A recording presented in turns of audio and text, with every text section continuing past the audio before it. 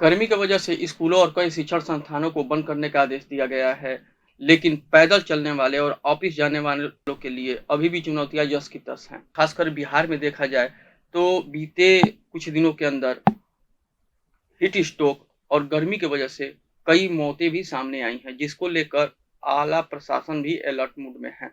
बढ़ती गर्मी और बढ़ रही बीमारियों को देखते हुए आज प्रभात खबर की ओर से एक मेडिकल परिचर्चा का आयोजन किया गया है, जिसमें पटना के प्रसिद्ध फिजिशियन डॉक्टर विकास सौरभ सर आज हमारे स्टूडियो में मौजूद हैं। सर, स्वागत है आज हमारे स्टूडियो में आपका। सर, हम लोग सवाल शुरू करते हैं। पहले तो सवाल ये है कि सर, देखते हैं कि गर्मी काफी तेज पड़ रही है और इसमें खास करके 43 से ऊपर टेम्परेचर हो गया है। तो सर, गर्मी से बचाव के लिए कोई उपाय बताइए। जैसे टेम्परेचर बढ़ता है तो बॉडी पर असर होता है। हम्म। बॉडी एक लिमिट तक टेम्परेचर टॉलरेट करता है। उससे अगर ऊपर जाने लगता है तो जो थर्मो रेगुलेटरी सिस्टम है वो असर होने लगता है। हम्म। तो स्वाभाविक है, इससे बचना चाहिए। क्योंकि पहले तो धूप अगर 11 बजे से 3 बजे तक मैक्सिमम रहता है, सबसे ज़्यादा गर्मी रहता है, तो अगर अवॉइड हो सके तो करना है। 11 से 3 बजे के बीच में खास करके अवॉइड करना है। अवॉइड करना चाहिए क्योंकि उस समय मैक्सिमम गर्मी रहेगा, टेम्परेचर हाईएस्ट रहता है। हम्म। अगर जाना ही है तो फिर ध्यान रखे, पानी पी के गए, अच्छा खासा पानी पी लिए। अपने बॉडी को ढकने के लिए लूज कॉटन का कपड़ा, सूती का कपड़ा पहन के गए, थोड़ा छाता, टोपी ये सब का इस्तेमाल किए। जितना अवॉइड हुआ एट अ स्ट्रेच धूप में रहने का नहीं हो सके तो वो सब करें।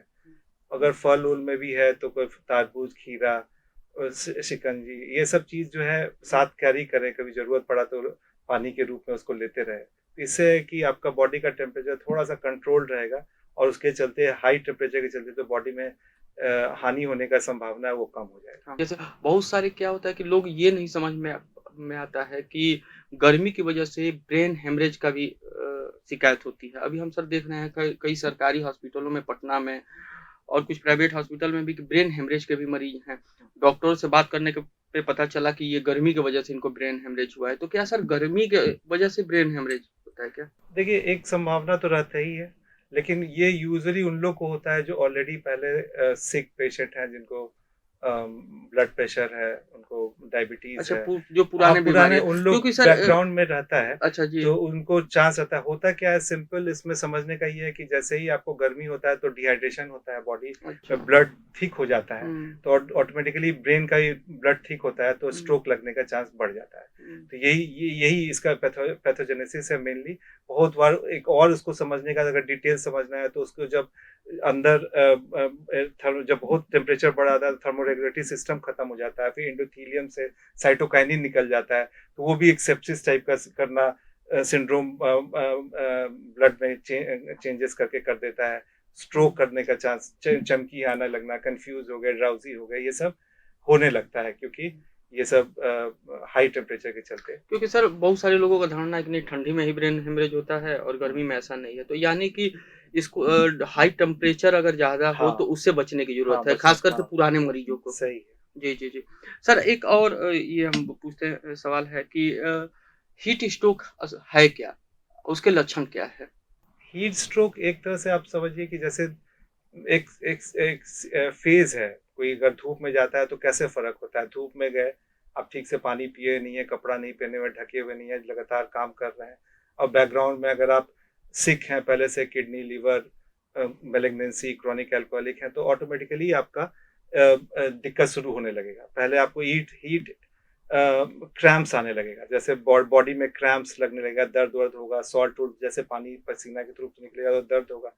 फिर सेकेंड फेज में दर्द के साथ आपका सर में दर्द, उल्टी जैसा होने लगेगा, और उसमें भी अगर कंट्रोल नहीं किए, 40 से ऊपर अगर 4-5 3-4 घंटा रह लिए तो फिर हीट स्ट्रोक का सिम्टम्स सब आने लगेगा, जैसे चमकी आने लगा, ड्राउजी हो गया, अच्छा, इसे ब्लोडीनेस। हीट स्ट्रोक में भी चमकी आता है? हाँ, आ सकता है। जी। चमकी आना मतलब हीट स्ट्रोक का हुँ, एक क्लिनिकल सिम्पटम है। आपको ये इमरजेंसी कंडीशन डिनोट हुँ, कर रहा है, आप जल्दी से इमरजेंसी जाके इलाज कराइए, अदरवाइज हुँ। इसमें डेथ भी हो सकता है। अच्छा, हीट हाँ, स्ट्रोक हाँ, में। काफ़ी। हम लोग लास्ट ईयर तो काफ़ी हुआ था, हुँ, और इस बार भी देख रहे हैं हो ही रहा है, और हुँ। केसेस काफ़ी आते रहता है हॉस्पिटल में, अच्छा। और ये सब टाइम नहीं देता है। अगर ठीक से आप नहीं हुँ। टाइमली इंटरवीन किए, या टाइम पर आप पहुँचे हॉस्पिटल में और डॉक्टर से सलाह नहीं ले पाए, तो फिर मुश्किल है निकल पाना। अभी वर्तमान में हम देख रहे हैं कि लोगों का एक तो एसी में रहने की आदत हो गई है।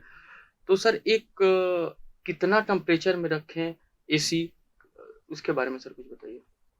देखिए टेम्परेचर तो जो बॉडी के लिए यूजुअली सूटेबल है, यूजुअली 24, 25, 26 पर लोग रखता है, आदत होता है, ऐसा बना रहता है। इम्पोर्टेंट ये है कि एसी में रहने का एक आदत बन गया है और बाहर हो गया 40 42, जी। तो all of abrupt temperature change हो जाता है। ये भी बॉडी को हानि करता है। एकाएक आप 24-25 पे हैं, एकाएक 42 में चले गए। तो इसमें भी जिसको एलर्जीज है वो ज़्यादा आ जाएगा बाहर, सर्दी, खांसी, दम फूलना ये सब बढ़ सकता है। उसको उन लोग को भी अगर पहले से बैकग्राउंड में इलनेस है तो उन लोग हीट स्ट्रोक के लिए प्रोन हो जाएगा। तो ये सब भी इम्पोर्टेंट है। ये अब्रप्ट टेम्परेचर चेंज नहीं होना चाहिए। एकाएक ठंडा से तुरंत गर्मी चले गए। तो ये जो लोग को आदत पड़ा रहता है ऐसी, और फिर वही बात कि बैकग्राउंड में उसको बीमारी है, तो उन लोग को जल्दी हीट स्ट्रोक या हीट से जो कॉम्प्लिकेशन होता है वो होने तो सर लगेगा। वैसे लोगों को क्या करना चाहिए? मतलब थोड़ा-सा एक तो टेम्परेचर को उस हिसाब से अगर अपना रीज़नेबली रखें, बहुत कूल में रहने का आदत नहीं बनाएँ, और जो शिफ्ट है सडन शिफ्ट नहीं करना है। एकाएक सीधे चले गए, थोड़ा-सा बाहर निकले, अपने को एक्लिमेटाइज़ किए थोड़ा कम टेम्परेचर में, धीरे-धीरे करके, और बाहर गए तो आप एक्स्ट्रा प्रोटेक्शन, क्योंकि आपको आदत नहीं रहा है, आपको आदत हो गया एसी में, तो आपको जल्दी ही हीट स्ट्रोक होने का या हीट का से जो कॉम्प्लिकेशन होने का चांस रहता है। तो वही अब एकाएक टेम्परेचर चेंज करने की जगह पर थोड़ा स्लोली आप उसको, आप बॉडी को मौका दीजिए कि एडजस्ट करे। 25 से 30 में आए, 32 आए, 40 आए, ऐसे आएगा, तब आपको बॉडी एडजस्ट करेगा, तो कॉम्प्लिकेशन के चांसेस कम हो जाएंगे। बस हमारे पाठकों को, दर्शकों को ये बताइए कि बचे कैसे इस गर्मी में? बाहर निकलना है तो अच्छा से आप हाइड्रेट होके निकलिए, अच्छा खासा पानी पी के रखिए, पानी कैरी कीजिए, नारियल पानी, शिकंजी, नींबू पानी, नमक पानी, ओआरएस, इसी सबको काफ़ी यूज़ कीजिए। जब भी डिहाइड्रेटेड, मुंह सूख रहा है, पेशाब गाढ़ा हो रहा है, जिसका मतलब डिहाइड्रेटेड हो रहे हैं, कीजिए। क्रैम्प्स आ रहा है तो कीजिए। 11 से 3 में बचिए, जो कोशिश कीजिए। निकलते हैं तो वही सब जैसे बताए, कपड़ा अपना उसी हिसाब से पहनिए, सूती-वूती, ढीला, छाता, ये सब इस्तेमाल कीजिए, और ये फल-वूल जैसे बताया गया वो सब करिए। तो ज़रूरत अगर ना हो तो धूप में बाहर भी ना हाँ, वो निकलें। भी नहीं करें। जो जी, और जी। खासकर जिनको जो बैकग्राउंड में कुछ बीमारी है, उन लोग को और जल्दी हीट स्ट्रोक या हीट से कॉम्प्लिकेशन होने का चांसेस है। अभी आप सुन रहे थे पटना के प्रसिद्ध फिजिशियन डॉक्टर विकास सौरभ सर को। मैसेज यही जाता है कि इस गर्मी में अगर ज़रूरत ना पड़े तो 11 के दोपहर के बाद ना ही निकले तो ये सबसे ज़्यादा बेटर है। इसके अलावा बचने के लिए फल फ्रूट्स खाएँ और इसका सेवन करें। सर आप हम आएँ हमारे स्टूडियो में, इसके लिए आपको बहुत-बहुत बहुत-बहुत धन्यवाद। धन्यवाद आपका। प्रभात खबर .com, विश्वास वही, रफ्तार नहीं।